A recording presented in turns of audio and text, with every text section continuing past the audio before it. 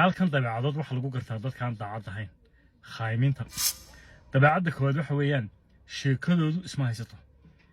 waxa la yiri qof hadaad been badan tahay xasuus badno aan daacad ahayn wax ku garanaysaa sheekadiisu isma haysato waa mid iska hor imanaysa laba indhaha kuma siin karo waa astaan laga garto hadduu qofku qoomamo dareemayo hadduu been sheegayo iyo hadduu wax qaranayo saddex culimada cilmi nafsiga waxay yiraahdeen qofku markaan daacad ahayn ama uu been sheegayo ama khayhay inta badan wuxuu taabtaa wajigiisa sababtuna waxa weeyaan waxa bata qofku markaan daacad ahayn qulqulka dhiiggiisa meelaha uu ku ururana waxa kamid ah sanka waxa lagu gartaa qofkaan daacad ahayn badan sanku taabtaa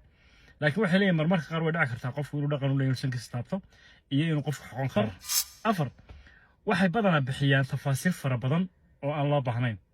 maadaama ay wax qaranayaan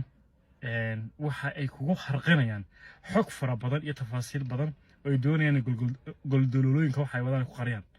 shan dadka aan daacad ahayn waxa dhibta aamusnaanta waxaana u haystaa ma aragtay marka la aamusan yahay in laga fikirayo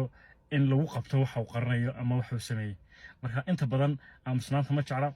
waxay inta badan kugu xarqinayaan sheekooyin iyo hadal fara badan oo ma aragtay ay focus ku leeyahay lix astaan kale loo gartay wax weeyaan waa dad inta badan eedis ka duwa oo aada cid kale oo inta badan fartooda cid kale ku fiiqa astaantaasna waa astaan culimadu ay leeyihiin waa lagu garto dadkaan daacad ahayn ama wax qaranaya ama wax ka qaldan yihiin toddoba had iyo jeer waxay ku jiraan difaac غير caadi ah ay ku jiraan